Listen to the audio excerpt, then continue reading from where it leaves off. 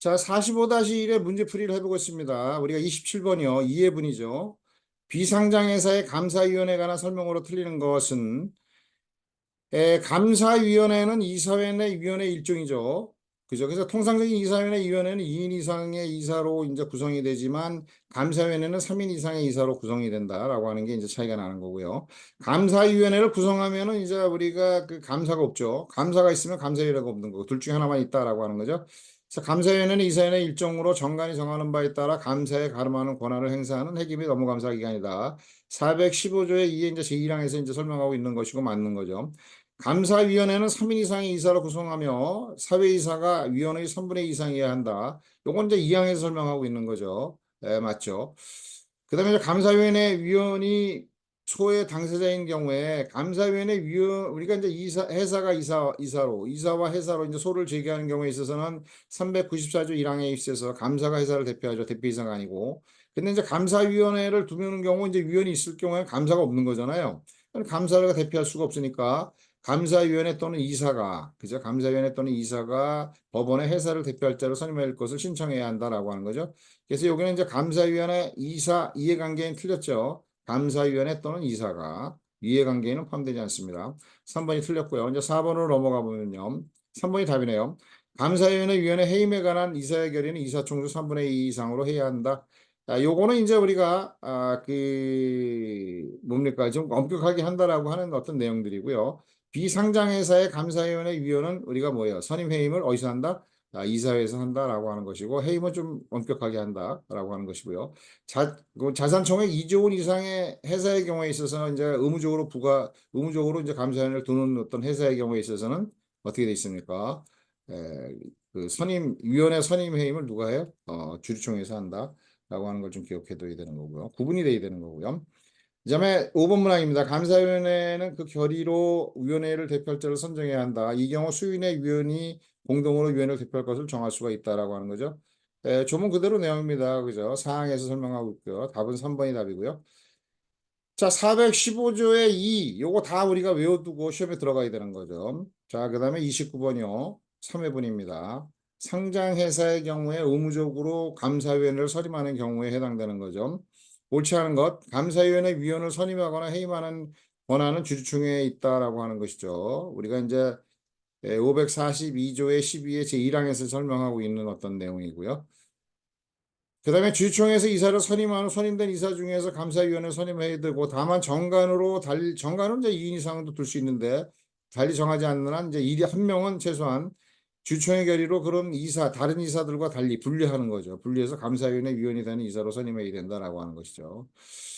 요거 이제 이 선임에 이제 이렇게 돼 있는데 해임은 똑같이 이제 우리 주총회 특별 결의를 해임을 하는 경우인데 요 우리 전반부에 있는 그죠. 그냥 이사 중에 선임된 감사위원회 경우는 해임이 되면 이제 감사위원회 위원회 지위만 없어지고 이사의 지위는 그대로 남는데 정관으로 특별하게 그죠. 감사위원회 위원이 되는 이사로 선임된 경우에 해임되는 경우는 요건 이사의 지위뿐만 아니라 감사위원회 위원회 지위 둘 다 이제 우리가 소멸하게 되는 거죠. 뒤에 이제 문항으로 나왔는데 미리 설명을 좀 해봤습니다.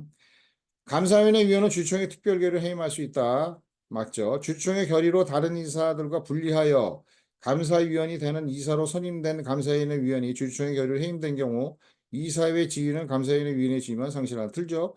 이사회 지위뿐만 아니라 감사위원회 지위도 우리가 그 상실한다라고 하는 거죠. 4번이 틀렸네요. 우리가 이제 설명하면서 우리가 그 542조의 12 제3항 단서 규정에서 이제 설명하면서 요 지위 그 2항의 단서에 의해서 그죠? 2항 542조의 12의 2항 단서 규정에서 선임된 어떤 이사의 경우만 해당되는 거죠.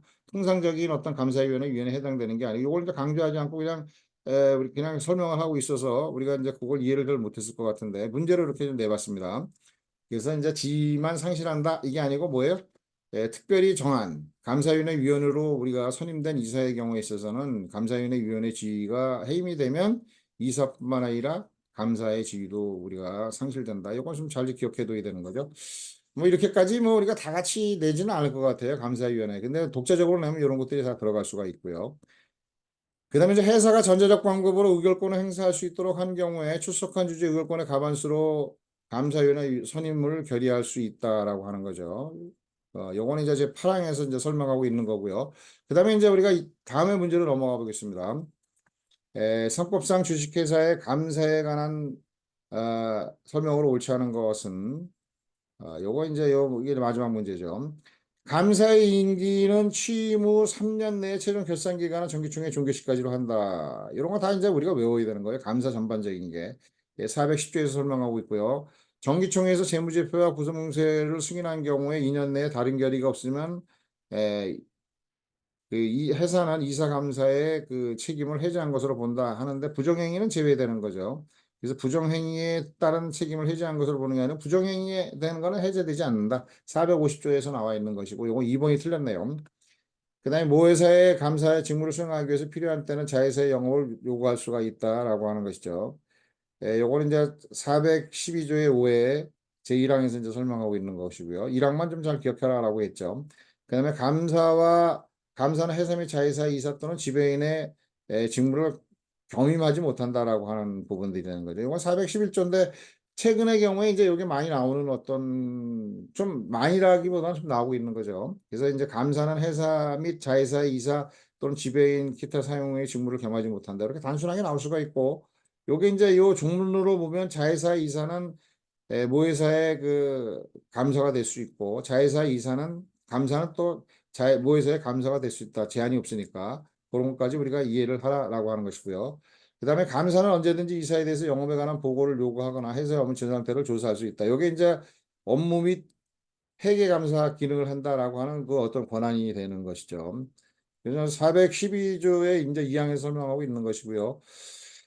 자, 우리가 여기까지 이제 설명을 해보고요. 문제를 다 풀어봤습니다. 이제 우리가 주식회사의 기간에 대한 어떤 내용들을 설명을 했고, 요게 이제 다 끝났습니다. 다음으로 이제 요게 이제 문제까지 풀어봤으니까, 우리가 이제 거의 다가 이제 한 8, 9문제에 대한 어떤 걸 찍어봤는데, 몇 문제가 나올지 모르지만 많은 부분이 이제 우리가 찍힐 것 같아요.